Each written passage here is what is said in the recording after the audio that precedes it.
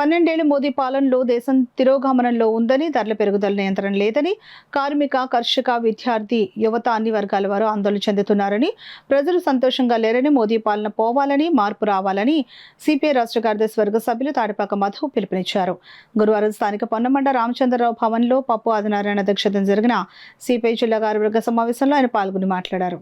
గురువారం ఉదయం స్థానిక పొన్నమండ రామచంద్రరావు భవన్లో సిపిఐ జిల్లా కార్యవర్గ సమావేశం పప్పు ఆదినారాయణ అధ్యక్షతన జరిగింది. అంతకుముందు పాత్రికేయుల సమావేశం జరిగింది.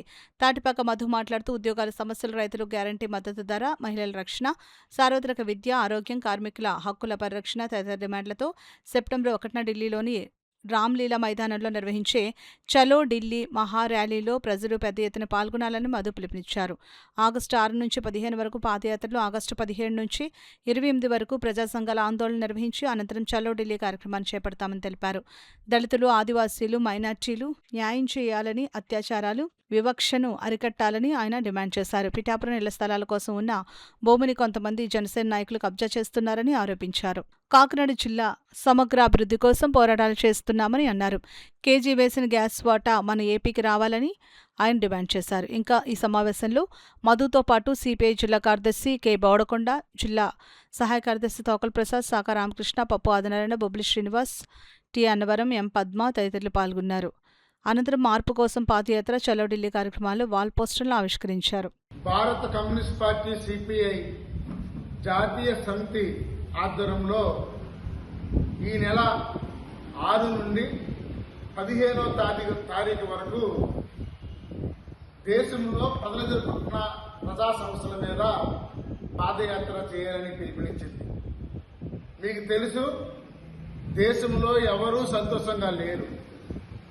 కార్మికులు, కర్షకులు, రైతులు, విద్యార్థులు, పారిశ్రామికవేత్తలు ఎవరూ సంతోషంగా లేరు.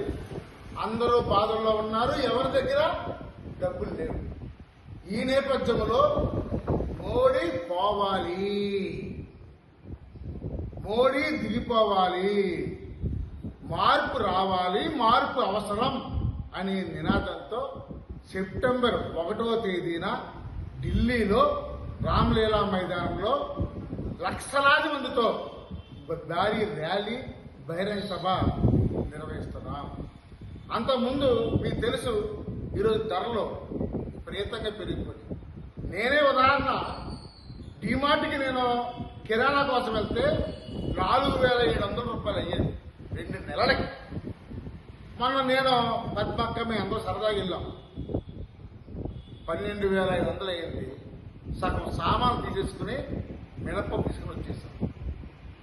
అంటే 2 నెలల్లో ఎంత తేడా ఉందో చూడండి.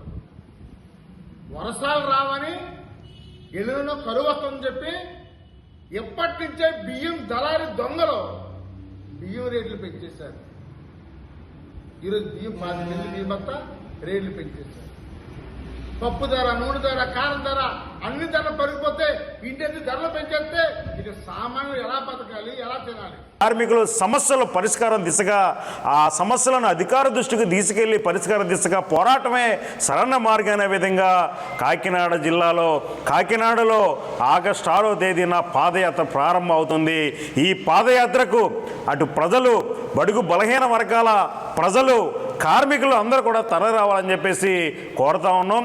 అలాగే ఏదైతే ఈ రాష్ట్ర ప్రభుత్వం అధికారంలోకి ఎన్నికల ముందు ఎత్తిగడగా మేము అధికారంలోకి రాగానే గ్రామీణ ప్రాంతాల్లో 3 సెంట్ల భూమి, అర్బన్ ప్రాంతంలో 2 సెంట్ల భూమిని ఇస్తానని చెప్పి 2 సంవత్సరాల కాలం పూర్తవుతున్నా ఇప్పటికీ 1 సెంటు భూమి కూడా మంజూరు చేయడం లేదు. అర్హులైన పేద ప్రజలకి, కార్మికులందరికీ ఇళ్ల స్థలాలు మంజూరు చేయాలని చెప్పేసి మేము కోరుతా ఉన్నాం.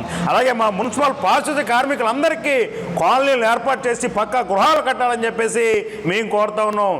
అదేవిధంగా ఇవాళ ప్రభుత్వం మంజూరు చేస్తున్న సంక్షేమ పథకాలు మేము గవర్నమెంట్ ఎంప్లాయీస్ అనే కుంటి సాగు చెప్తే ఆ ప్రభుత్వ పథకాలు కూడా అమలు జరగడం లేదు.